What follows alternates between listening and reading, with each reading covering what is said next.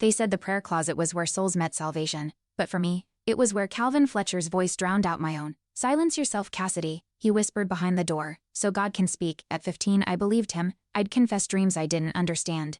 Betray friends I loved, all to feel holy. Noah's name was the first I surrendered. My hands trembled as I wrote it, and Fletcher smiled like God had smiled too. Weeks later, Fletcher assigned me to watch Noah. "He strays," he warned, eyes sharp behind his smile.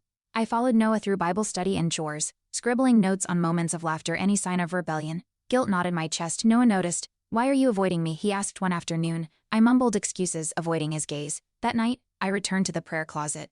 I wept as I whispered his name again, hoping God wouldn't hear me this time. During a church retreat, I saw Noah with others, laughing around a fire. Fletcher's words echoed joy's distraction. I approached him later, heart pounding. "You shouldn't be here." I whispered as he looked at me, hurt flashing across his face. "And you?" he asked. I had no answer. That night, Fletcher praised me again. My stomach churned. The fire's warmth still lingered in my mind, so did Noah's eyes. Flashback the first time I saw the prayer closet.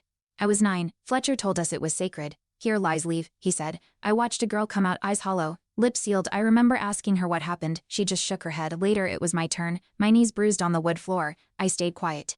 Just like her. That's when I learned silence was survival. Flashback again, a week before I betrayed Noah. He gave me a bracelet, blue threads woven tight, for strength, he said. I hid it in my pocket during confession. Fletcher found it, studied the knots. "This is rebellion," he said, snapping it in two. I cried, saying nothing. That night, I burned the pieces, but the smoke made me gag, and the scent stayed in my clothes for days. The twist came quietly. I overheard Fletcher on the phone. "Cassidy's loyalty makes her perfect." My stomach dropped. I wasn't special, I was useful. Later, Noah found me outside, shaking. "You okay?" he asked. I nodded, but handed him a paper, everything I'd told Fletcher. He read in silence, then whispered, "Let's burn this together," as flames curled the truth away. I felt the first breath of freedom. I stood before the congregation, paper in hand. My voice shook, but I read every word, names, dates, confessions. Gasps echoed. Fletcher rose, face red. But Noah stepped beside me. "We're not children anymore," he said. That moment cracked the silence.